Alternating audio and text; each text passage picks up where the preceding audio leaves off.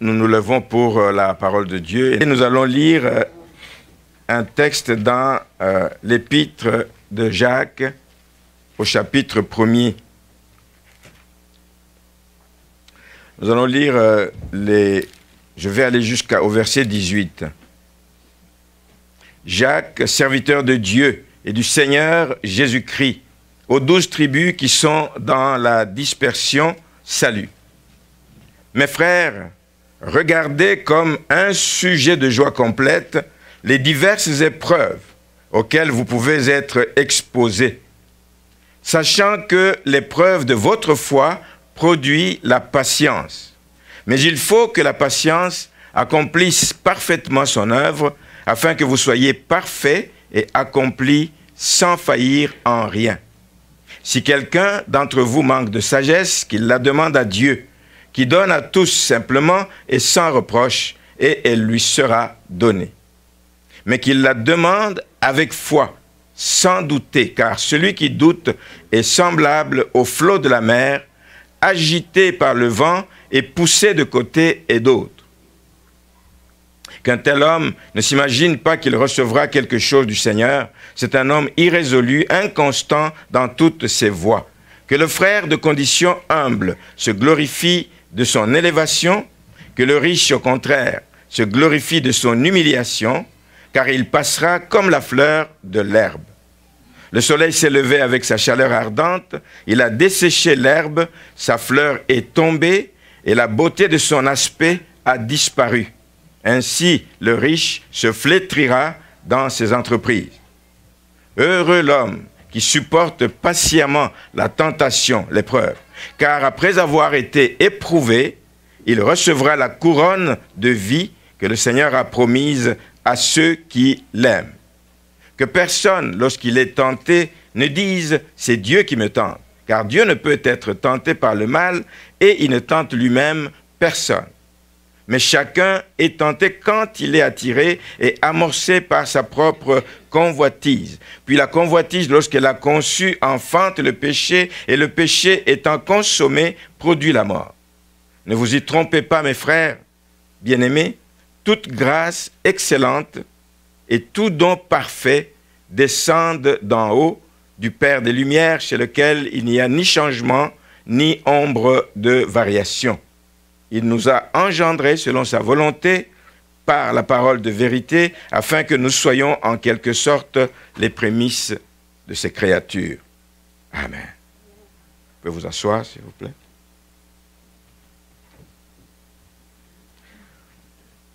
Alors, ce matin, nous allons parler des épreuves et comment les surmonter. Donc, le titre du message va être « Comment surmonter les épreuves ». Et j'aimerais, avec ce message, clôturer donc aujourd'hui ce que je fais depuis déjà quelques semaines, où je parle de toute une série de réflexions concernant les problèmes, les réactions des gens ou les expériences que les gens ont vécues quand ils étaient dans le désert.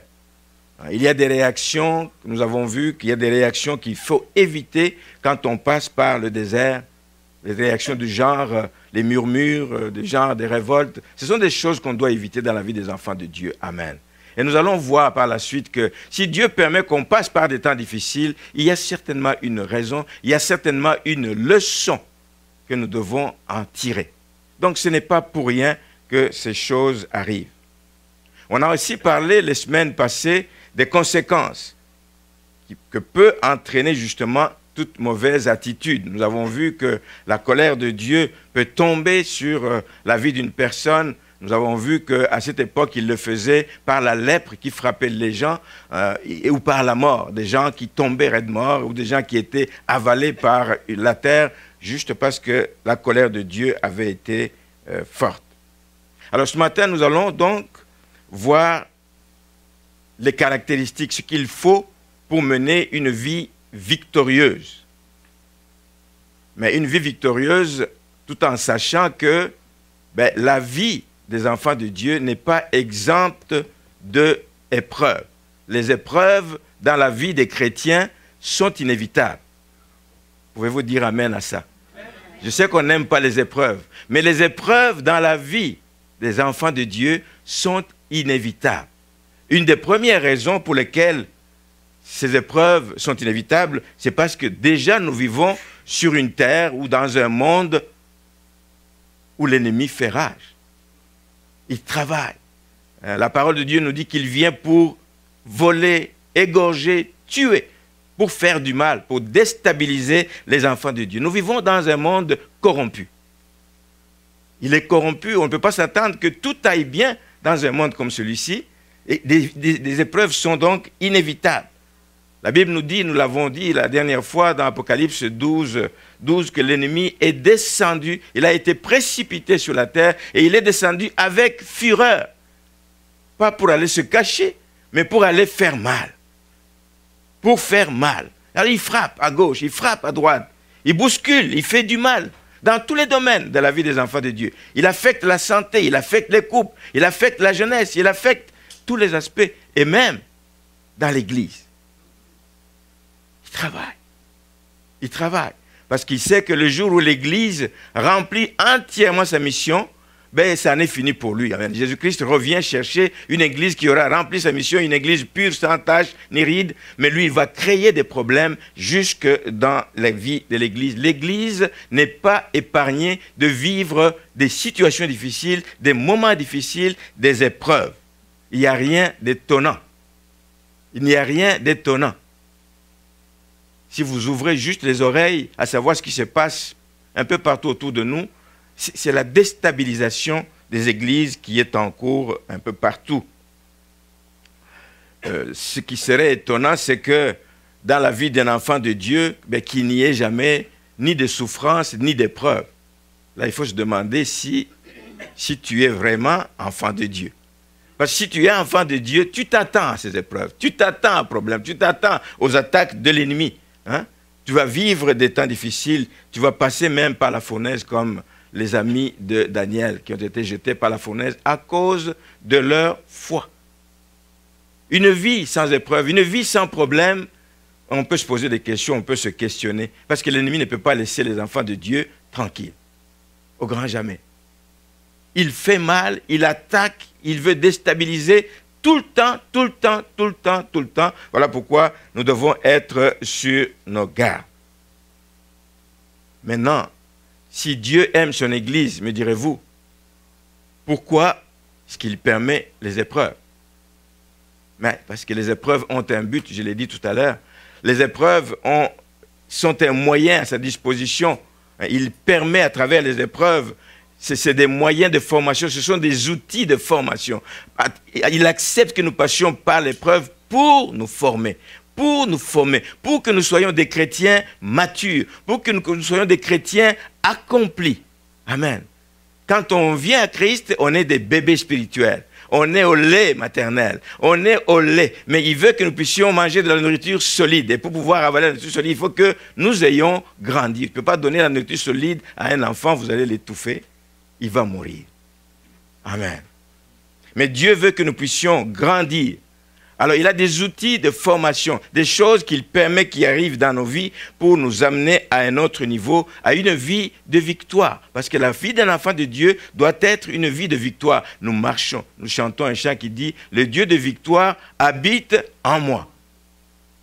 Pour que cela soit vrai, il faut que tu remportes des victoires dans les combats. Il faut que tu remportes des victoires au moment des épreuves. Il faut que tu prouves que tu arrives à passer au travers de ces épreuves parce que tu n'es pas seul. Celui qui habite en toi est plus fort que celui qui est dans le monde, qui est celui qui vient troubler la paix des enfants de Dieu. Comment surmonter les épreuves? Jacques en parle. Mais avant d'aller voir ce qu'il fait comme affirmation dans ce texte, j'aimerais juste rappeler, comme il le dit tout à fait au début, au verset 1er, il s'adresse aux 12 tribus qui sont dans la dispersion. Il s'adresse aux chrétiens juifs qui ont été dispersés à cause de leur foi, dispersés à cause de leur croyance. Vous savez que c'était un mouvement qui était très très fort au début de l'Église. On a voulu déstabiliser tous les enfants de Dieu. Ils ont couru à gauche, à droite. Mais en réalité, l'ennemi n'est pas malin, même si on l'appelle le malin. Il n'est pas malin parce qu'en les déstabilisant, en les envoyant à gauche et à droite, ils ont amené avec eux l'Évangile. Et l'Évangile a pu se répandre jusqu'aux extrémités de la terre, jusqu'à nous aujourd'hui. Amen. Donc, il s'adresse à des juifs chrétiens, des gens qui connaissaient le Seigneur, des gens qui s'attachaient au Seigneur, des gens qui croyaient que le Seigneur était venu pour les libérer de la captivité dans laquelle ils étaient. C'est des gens qui vivaient aussi, étant pas chez eux, ils étaient déstabilisés, ils vivaient dans la pauvreté, ils vivaient des problèmes terribles. Donc c'était des gens éprouvés auxquels donc Jacques s'adresse ici. Alors, il est évident que face aux épreuves, face aux problèmes, face aux difficultés, face à la maladie même, c'est la réaction que nous allons avoir. C'est l'attitude que nous allons développer qui va déterminer notre niveau de maturité, qui va déterminer si nous nous en sortons ou nous ne nous en sortons pas. Et Jacques affirme un certain nombre de choses. Je vais retenir 3 points. Dans le premier chapitre, ici jusqu'au verset 18, je vais retenir 3 points que Jacques affirme qui sont donc de nature à nous aider à surmonter les épreuves, à sortir vainqueurs des épreuves. La première affirmation, nous la voyons déjà au début, où il dit au verset 2, « Regardez comme un sujet de joie complète les diverses épreuves auxquelles vous pouvez être exposés. » C'est une affirmation qui, pour certains, dit ça n'a pas de sens. De regarder les épreuves comme un sujet de joie, de les considérer comme un sujet de joie, de ne pas les prendre comme une punition, mais de les considérer comme un sujet de joie. Pourquoi un sujet de joie? Parce que les épreuves, comme on l'a dit, vont nous faire grandir, vont faire grandir notre foi. Notre foi est mise à l'épreuve pour voir si nous allons nous continuellement nous attacher à Dieu. Nous n'allons pas regarder aux événements, nous n'allons pas regarder à l'évolution de notre situation qui va en empirant pour dire « oh, oh, oh ». Non. La foi ne regarde pas aux événements, mais la foi regarde à Dieu. Amen. La foi regarde à ce Dieu dont nous avons parlé au début, ce Dieu de Daniel, ce Dieu qui opère des signes et des prodiges, ce Dieu qui tient le monde entre ses mains. La foi regarde à celui qui a tout pouvoir entre ses mains. C'est une affirmation forte. Vous passez par les épreuves, ou si les épreuves vous arrivent plus tard dans votre vie, sachez que la première chose, c'est de ne pas commencer à renfrogner votre mine en disant « le Seigneur m'a abandonné ». Non, le Seigneur ne t'a pas abandonné. Amen. Et nous allons voir que même à travers les épreuves, le Seigneur est avec nous. Et c'est lui qui va nous permettre de pouvoir passer au travers de ces situations. La première chose, les épreuves doivent être considérées comme un sujet de joie. C'est une bonne chose. C'est quelque chose qui vient nous former. C'est quelque chose qui vient nous faire grandir. C'est quelque chose, comme il dit, qui vient produire en nous la patience. La patience. Lisons un texte dans Romains, le chapitre 5.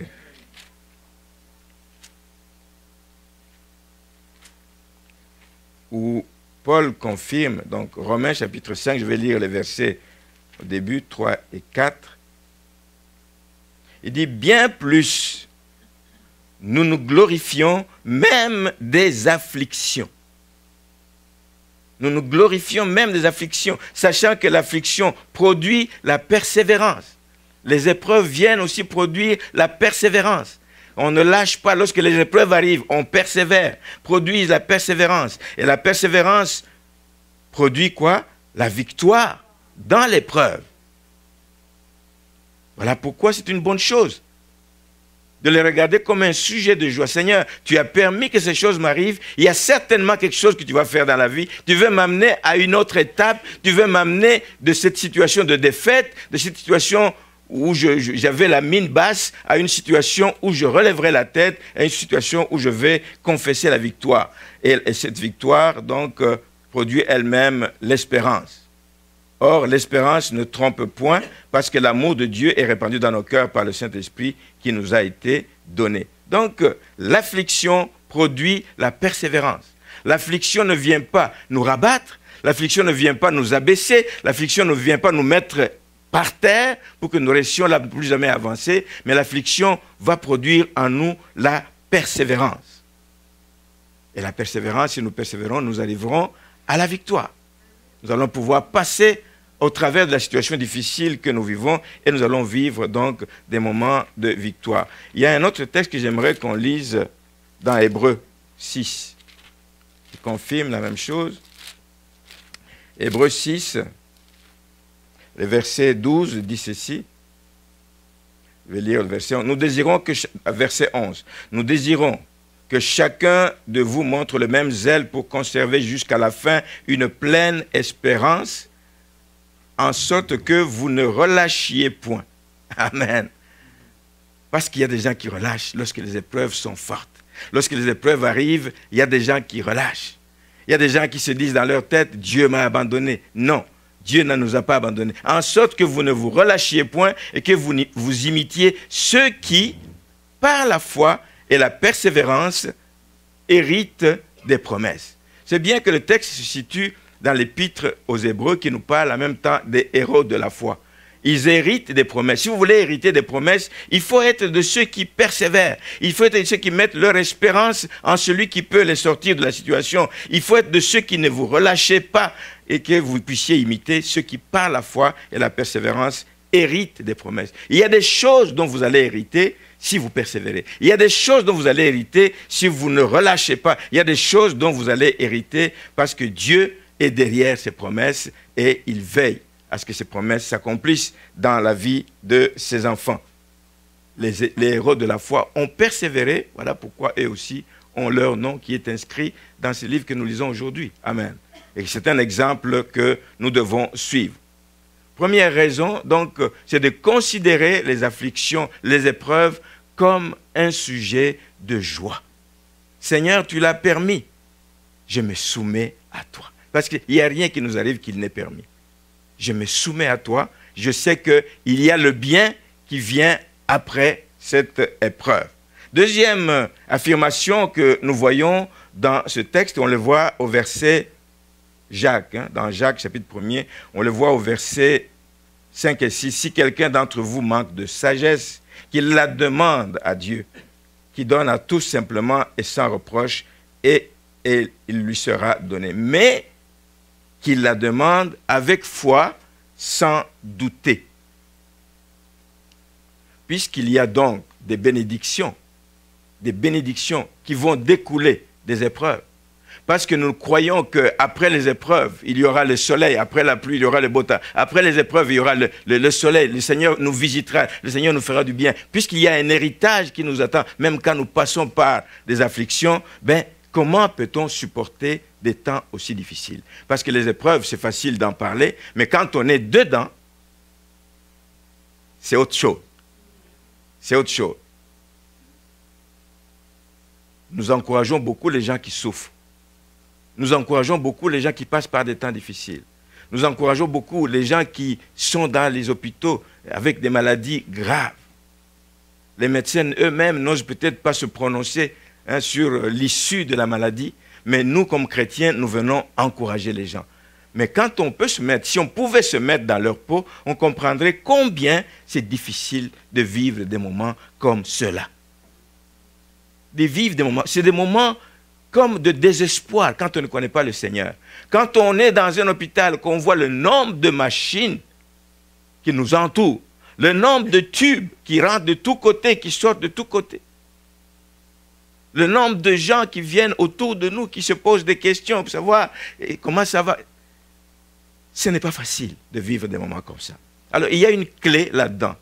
Il y a une clé qu'on voit dans ces versets. La clé que Jacques dit, dans des moments comme ça, c'est de ne pas regarder à la situation, c'est de crier à Dieu. Amen.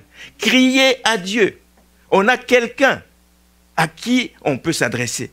On a quelqu'un qu'on peut appeler au secours. On a quelqu'un qui attend. Nous avons dit, je crois que c'est vendredi ou mercredi, que Dieu entend nos prières, mais Dieu attend aussi nos prières. Il les attend. Amen. C'est vendredi pendant qu'on priait ici. Dieu attend les prières des saints. Dieu attend pour entendre comment les gens intercèdent les uns pour les autres. Dieu attend nos prières. En plus qu'il les entend, mais il les attend. Donc, ne cessons pas de crier à lui quand on se sent seul, quand on se sent démuni, quand on se sent impuissant devant l'épreuve dans laquelle on est. C'est de crier à lui et de demander avec foi le secours. Et ce secours qu'on demande à Dieu, c'est un secours qui ne manque jamais. Il faut le demander par contre avec foi, c'est-à-dire sans douter qu'il viendra à notre secours, qu'il ne nous abandonnera pas. Sa promesse, je le répète, est que je serai avec vous jusqu'à la fin des temps. Peu importe ce que vous traversez. Même pendant la période des épreuves, Dieu ne vous a pas quitté, Dieu ne vous a pas abandonné, il est avec vous. Criez à lui, rappelez-lui à son bon souvenir les promesses, les promesses qu'il vous a faites et il vous bénira. Merci Seigneur. Et criez à Dieu, parce qu'il connaît, parce qu'il n'est pas insensible, il connaît ce que tu vis, il connaît la situation que tu traverses, il sait ce que tu es en train d'expérimenter comme difficulté pendant le temps des épreuves, il connaît. Alors c'est bon de s'adresser à quelqu'un qui connaît et qui comprend la situation que tu vis, parce qu'il va être beaucoup plus sensible. Mais tu t'adresses à quelqu'un qui dit, mais de quoi tu me parles? Non, lui il connaît. Même si tu n'as pas assez de mots pour l'exprimer, mais il connaît parce qu'il voit tout, il sonde les cœurs, il sonde les reins. Merci Seigneur, il connaît le poids de ce que nous expérimentons. Et d'ailleurs, il nous invite dans Matthieu 11, 28, « Venez à moi. Venez à moi, vous tous qui êtes fatigués et chargés, et je ferai quoi? Je vous donnerai le repos dont vous avez besoin. » Quand on vit des afflictions, quand on vit des temps difficiles, à qui d'autre irions-nous, sinon à celui qui nous connaît et qui veut nous aider. Venez à moi, nous dit-il. Venez à moi, parce que j'ai des choses à faire avec vous. Merci Seigneur. Il nous invite. Alors, frères et sœurs, même si ce que je déclare ici ne fait pas que Dieu, quand il intervient, il ne nous sort pas nécessairement de la situation difficile dans laquelle nous étions. Il ne nous sort pas. Il ne dit pas, tu passes par l'eau, je te sors de l'eau. Dans la Bible, dans Ésaïe 43, il dit, si tu passes, si tu traverses des eaux, les eaux ne te submergeront pas. Ils ne te sortent pas de l'eau. Tu continues à être dans l'eau. Tu continues à te demander, est-ce que je vais passer à travers? Oui, tu vas passer à travers parce qu'il a dit, les eaux ne te submergeront pas. Alors ne regarde pas les vagues, fais confiance à la promesse de Dieu. Les eaux ne te submergeront pas. Si tu passes par le feu, si tu marches dans le feu, comme les amis de Daniel, les compagnons de Daniel, mais le feu ne te consumera pas, c'est spécial. Et c'est ce qui est arrivé aux amis de Daniel.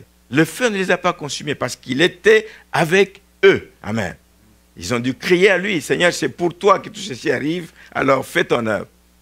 Et Dieu n'est pas resté insensible.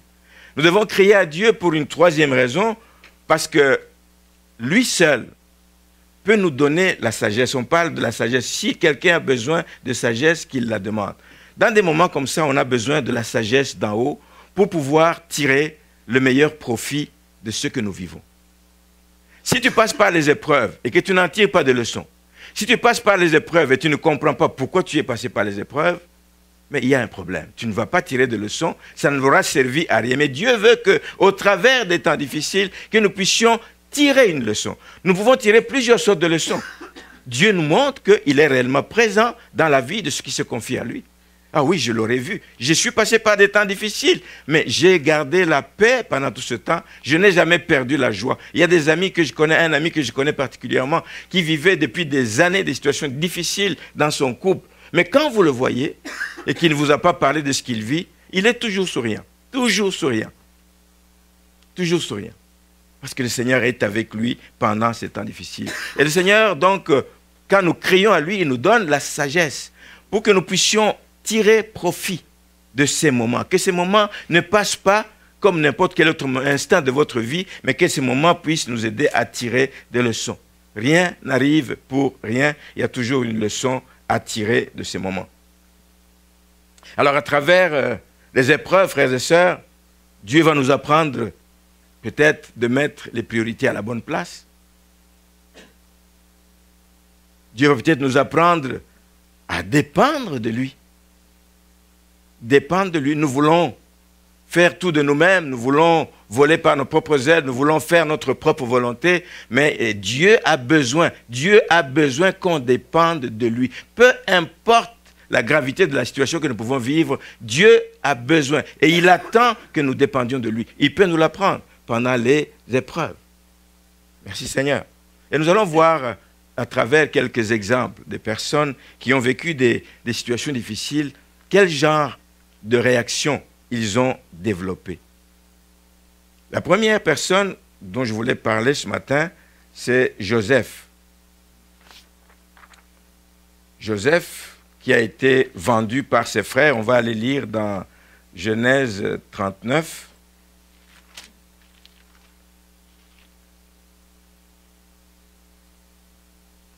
On dit à partir du verset 1er, « On fit descendre Joseph en Égypte, donc il a été vendu. On le fait descendre en Égypte, et Potiphar, l'officier de Pharaon, chef des gardes égyptiens, l'acheta des Ismaélites qu'il y avait fait descendre. L'Éternel fut avec lui, et la prospérité l'accompagna. Il habitait dans la maison de son maître l'Égyptien. » Au verset 5, je saute. « Dès que Potiphar l'eut établi sur sa maison, » et il l'établit sur sa maison parce que Potiphar avait vu que l'Éternel était avec Joseph.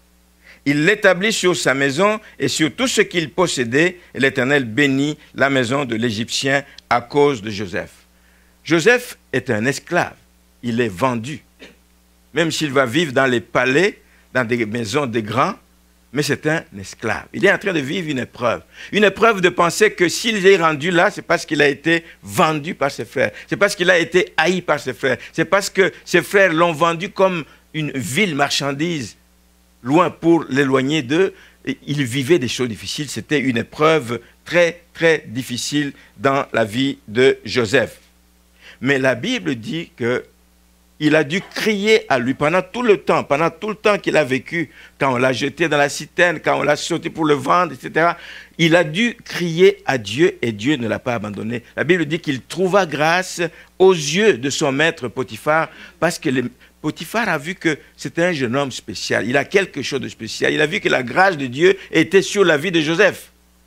Mais Joseph a été élevé. À la suite de ça, il a été élevé comme l'intendant, le gestionnaire des biens de la maison de Potiphar. Tous ces biens, il devait gérer la maison de Potiphar. Quelle belle responsabilité, quelle lourde responsabilité qu'on lui donne. Il est élevé, et lorsque tu es élevé, l'épreuve vient. C'est cela. Dieu bénit, l'ennemi attaque. Dieu bénit, l'ennemi attaque. Dieu donne le bâtiment, les attaques viennent dans l'église.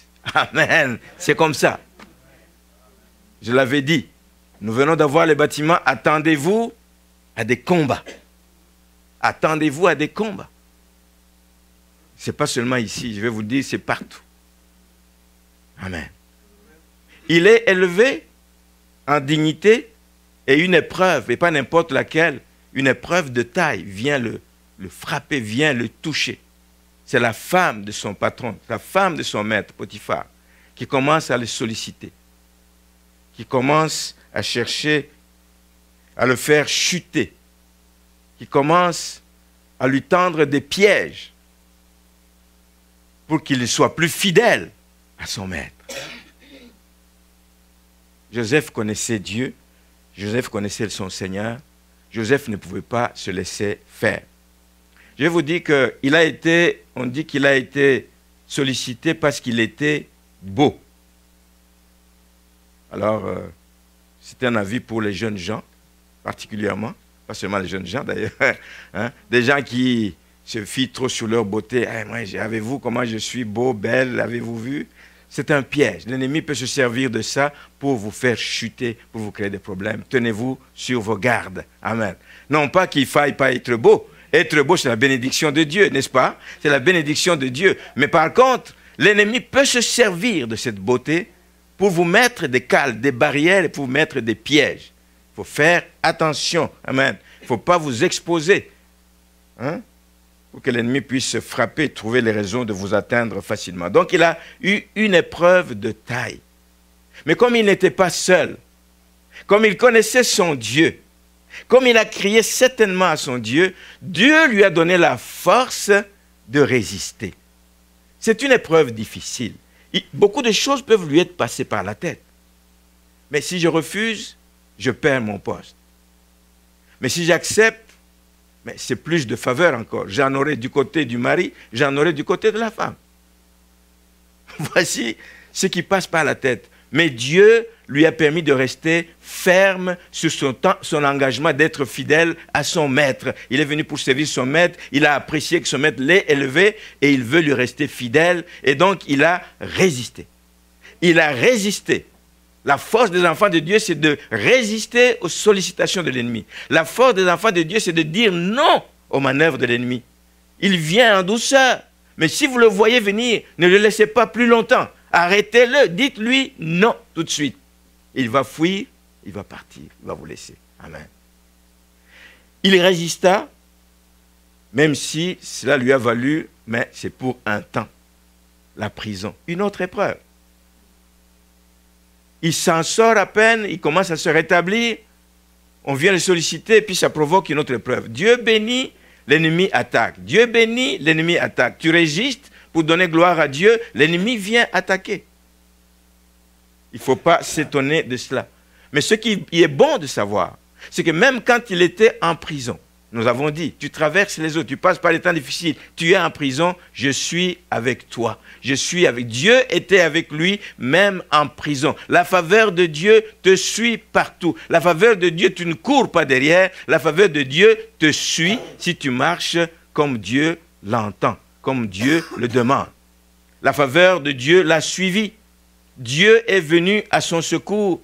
Il a encore étendu sa bonté dans la vie de Joseph. Si vous allez lire au verset 21, on dit « L'Éternel fut avec Joseph pendant qu'il était en prison et il étendit sur lui sa bonté. Il le mit en faveur aux yeux du chef de la prison. » La faveur n'était pas seulement sur Potiphar, mais la faveur vient aussi sur lui vis-à-vis du chef de la prison. Quand tu marches dans les voies de Dieu, la faveur de Dieu t'accompagne. Amen. Devant les hommes, devant les grands, devant... La faveur de Dieu est avec toi. Sachez que cela est vrai et donc que cela vous pousse et vous aide à marcher dans les voies que Dieu agrée. L'Éternel fut avec Joseph parce qu'il était un homme fidèle et il étendit sur lui sa bonté. Merci Seigneur. Et on sait que cette faveur est venue dans sa prison et là encore, Dieu lui a donné des occasions. Quand Dieu veut se servir de toi, n'importe où on va t'enfermer. Comme on a toujours dit, l'histoire de Jean, quand il a été relégué sur l'île de Patmos, on croyait que c'était fini. On croyait qu'on l'a mis à une place où il n'aura plus contact avec personne. Mais même quand tu es en prison, même quand tu es sur une île et que tu n'as pas de moyen de t'en sortir, il y a une place où tu peux t'adresser, il y a quelqu'un à qui tu peux parler, tu peux lever les yeux vers ton Dieu. Tu peux lever les yeux vers celui qui te connaît, qui sait où tu es et tu peux lui parler, tu peux crier à son secours. Jean, sur l'île de Patmos, a eu des révélations. Il a eu des révélations. On ne pouvait pas le couper de l'amour de Dieu, on ne pouvait pas le couper de la communion avec son Dieu. Il a eu des révélations. En prison aussi, Dieu peut te parler. En prison aussi, Dieu peut se servir de toi. En prison, Dieu peut t'élever. Il lui a donné la faveur du chef de la prison. Et Dieu lui a permis, vous connaissez la suite, de pouvoir interpréter des rêves. Il en a interprété à quelqu'un qui était en prison en lui disant, mais quand tu sortiras, écoute, rappelle-toi de moi. Il est allé, il l'a oublié complètement. Mais Dieu ne l'avait pas oublié. Amen. Dieu ne l'avait pas oublié, Joseph. Il a permis qu'un jour, cette personne se souvienne, lorsque Pharaon avait fait un rêve et qu'il voulait en avoir l'interprétation. Il dit, mais il y a quelqu'un. Oh, j'avais oublié d'en parler. Non. Mais c'est le moment favorable et il le sort pour qu'il puisse interpréter le rêve de Pharaon. Et ça lui a donné une autre élévation. Amen. D'élévation en prison vers une élévation encore plus grande. Plus grande. Il a été établi, non seulement, il a établi non plus sur la maison de l'échanson du roi, mais il a été établi sur la maison de Pharaon. Sur le royaume de Pharaon. Il était devenu le numéro 2 après Pharaon. Regardez d'où il vient, regardez tout ce qu'il a traversé. d'abord haï par sa famille, jeté dans la citerne, vendu comme esclave. Il commence à voir l'élévation dans la maison de Potiphar. L'ennemi vient, il attaque, il chute, il va en prison, mais Dieu ne l'abandonne pas. Dieu est avec lui. La faveur de Dieu est avec lui partout où il passe. À travers toutes ces épreuves, Dieu ne l'a pas abandonné parce qu'il connaissait son Dieu et il criait à lui. Donc, ce sont les bonnes réactions que nous avons, ce sont les bonnes attitudes que nous avons qui vont nous assurer la victoire. Amen. Lui, la bonne attitude qu'il a eue, c'est de dire, je veux rester fidèle.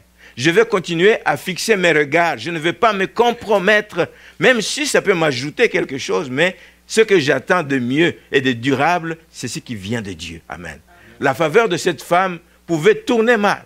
La même femme pouvait aller dire, d'ailleurs il l'a accusé faussement, regarde, il a essayé de me faire des avances, et je lui ai arraché la chemise. Ce n'est pas vrai, la tunique. Ce n'est pas vrai.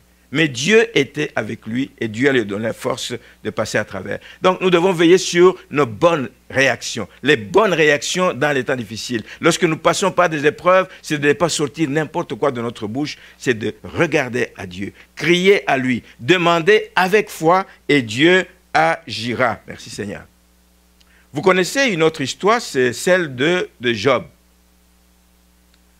Une histoire qui est bien connue. Je vais juste lire quelques versets là-dedans, au début du chapitre, au début du livre, Job. Job, chapitre 1er. Je vais lire à partir du verset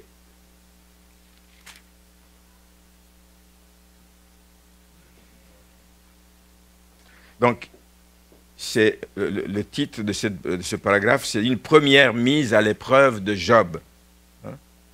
C'est la première épreuve, c'est que on vient lui annoncer d'abord que les bœufs, etc., les ânesses paissaient à côté d'eux. À partir du verset 13, dit que les bœufs paissaient, à labourer, des Sabéens se sont jetés dessus, les ont enlevés. On lui a enlevé tout son cheptel et ils ont tué tous les serviteurs au fil de l'épée.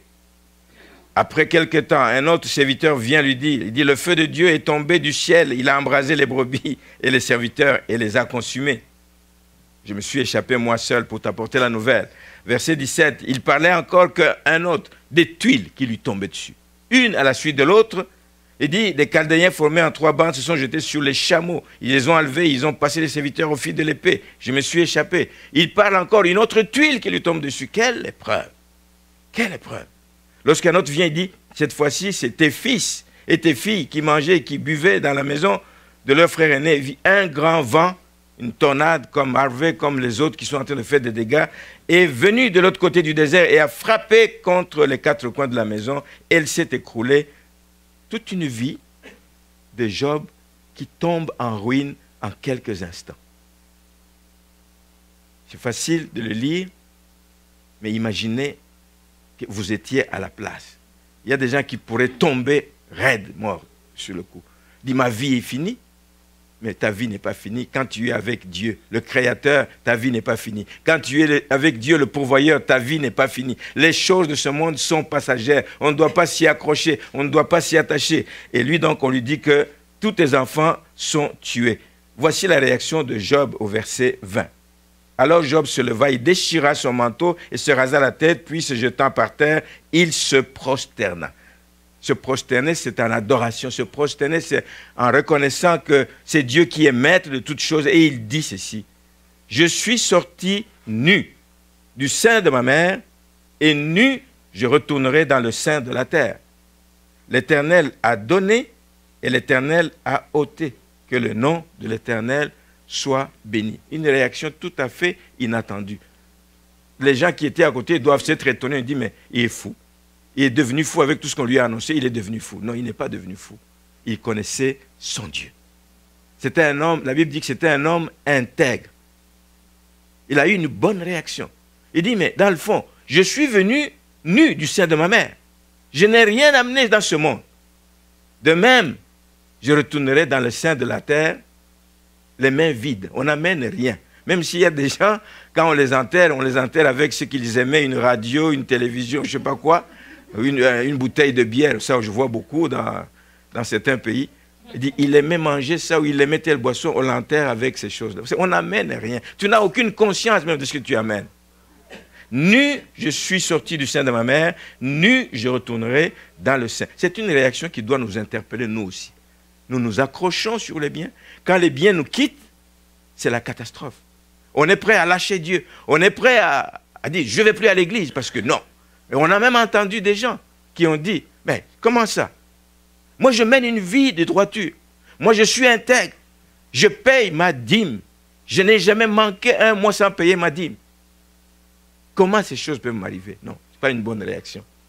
Dieu a donné, Dieu, l'Éternel, a ôté. Et s'il ôte, il sait pourquoi il ôte. On sait, quand on connaît l'histoire de Job, comment il a été béni plus qu'avant. Parce qu'il a eu la bonne réaction au moment où l'épreuve a frappé. Il ne s'est pas révolté. Il n'a pas dit des paroles insensées, comme beaucoup de gens ont tendance à le faire. Alors, si c'est ça votre Dieu, non, ce n'est plus ton Dieu, ça devient votre Dieu. Non, frères et sœurs. Les problèmes peuvent venir, les afflictions peuvent venir, mais nous allons voir que Dieu pourvoit. Dieu donne les moyens pour nous aider à passer au travers de telles situations. Quand on est intègre, quand on a une attitude, une bonne attitude, Dieu est béni, Dieu est glorifié à travers notre attitude. Et c'est là que nous allons pouvoir sortir victorieux de notre épreuve. Nous ne sommes pas seuls dans les épreuves. Paul le dit aux Corinthiens. On va lire dans 1 Corinthiens. Et par ricochet à nous aussi, 1 Corinthiens 10. Je vais lire le verset 13.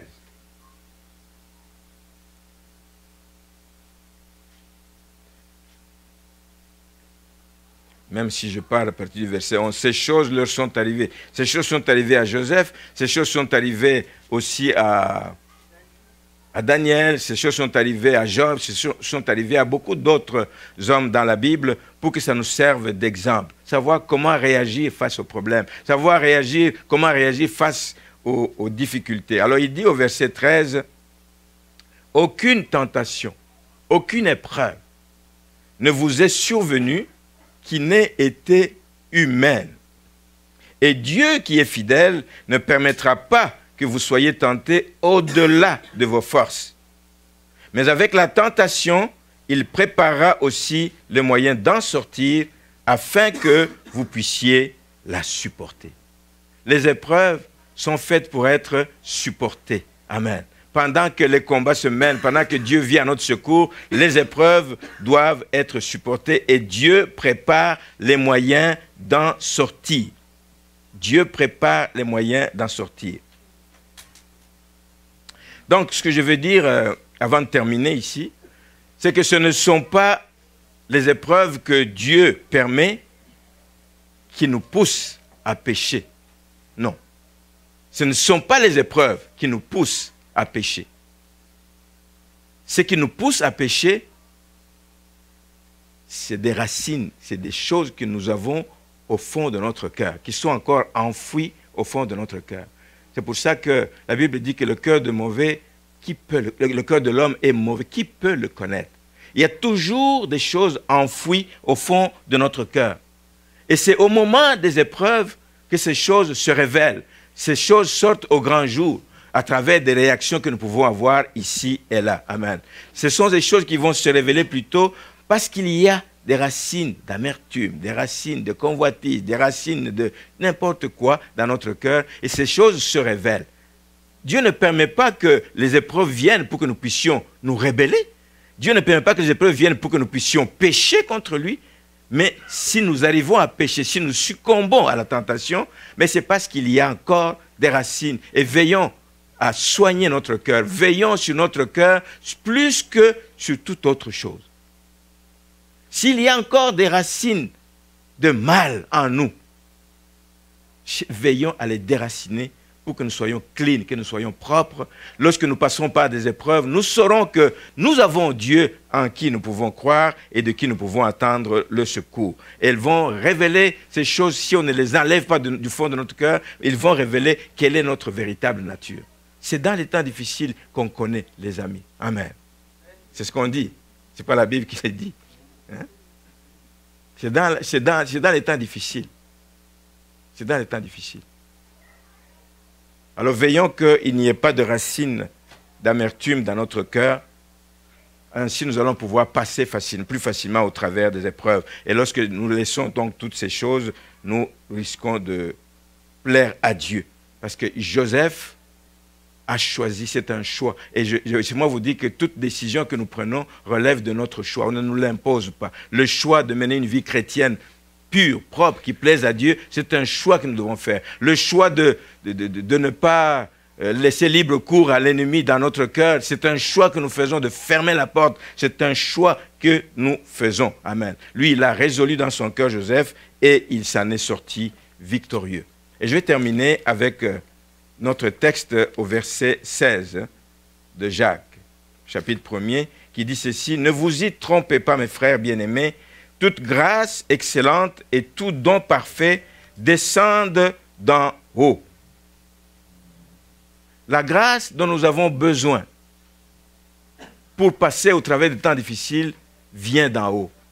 Les dons dont nous avons besoin pour passer par les temps difficiles viennent d'en haut, viennent du Père des Lumières, chez lequel il n'y a ni changement, ni ombre de variation. Dieu ne change pas. Il est le même hier, aujourd'hui, éternellement. Ce qu'il a fait aux gens de l'ancien temps, il le fera encore pour nous aujourd'hui si nous comptons sur sa grâce. Donc Dieu est la source de toute grâce excellente, celle qu'il nous faut. Dieu est la source de tout don parfait. Amen. C'est lui qui nous donne tout ce dont on a besoin. Tout ce dont on a besoin. Les dernières énergies dont nous avons besoin ne peuvent venir que de Dieu. Amen. Nous ne sommes pas capables par nous-mêmes si nous ne recourons pas à Dieu. Mais c'est lui qui nous donne ce dont il nous faut, ce qu'il nous faut pour que nous puissions faire face aux épreuves les plus difficiles et qui sont inévitables dans la vie des chrétiens. Si vous ne le savez pas, vous allez avoir des problèmes. Mais si vous savez que Dieu est un secours pour vous, vous allez crier à lui et vous allez donc lui demander d'intervenir. Amen. Sachez en terminant donc que ces épreuves ne sont pas pour rien. Ce n'est pas parce que Dieu veut nous faire souffrir, ce n'est pas parce que Dieu veut voir comment nous allons nous comporter nécessairement, mais c'est parce qu'il veut plutôt que nous puissions sortir grandis de ces épreuves. Donc les épreuves doivent nous faire grandir. Elles sont bénéfiques dans la vie des enfants de Dieu. Elles seront bénéfiques si vous apprenez à crier à lui. Elles seront bénéfiques si vous apprenez à vous réfugier en lui. Elles seront bénéfiques si vous apprenez à lui apporter toutes vos préoccupations. Ne portez pas tous les poids qui vous pèsent sur vous-même. Ne portez pas les poids vous-même. Vous n'êtes pas capable. Il y a quelqu'un qui veut que vous puissiez vous décharger sur lui. Et c'est ce que le Seigneur nous demande. Et il nous accueillera les bras ouverts. Et recourons donc à lui pour une vie chrétienne victorieuse. Amen.